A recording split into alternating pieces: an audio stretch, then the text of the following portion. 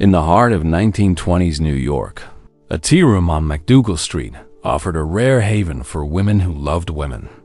This sanctuary, called Eve's Hangout, was run by Eve Adams, a polished Jewish immigrant whose life would become a story of radical love, bravery, and tragedy.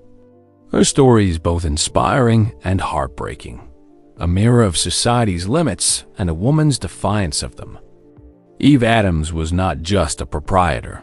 She was a rebel, a writer, and a fighter. She believed that lesbians deserved space to exist, to love, and to thrive openly. In an era when same-sex love was criminalized, Eve dared to create that space, no matter the consequences. She paid for it dearly. Born Szałazloksur in 1891 in Poland, she immigrated to the United States in 1912. She quickly joined anarchist circles, sold radical literature, and lived among those who questioned authority. Her passion was not just political, it was personal. She lived her truth at a time when many couldn't even whisper theirs.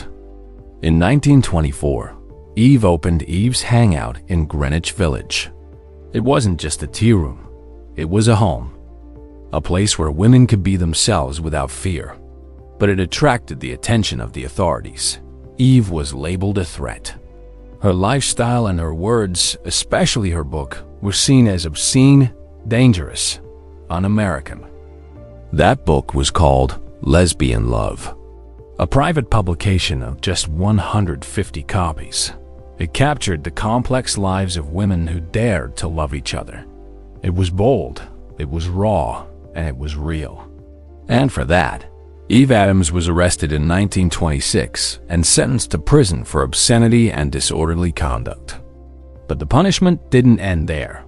She was deported in 1927, exiled from the country she had made her home, sent back to a Europe growing darker under the shadow of fascism. Yet even in exile, Eve tried to rebuild. She worked as a journalist, formed deep relationships, and never stopped believing in love. Then came the war.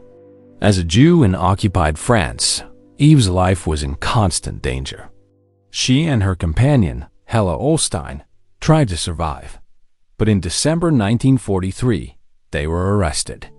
10 days later, they were transported to Auschwitz. Eve Adams was never heard from again.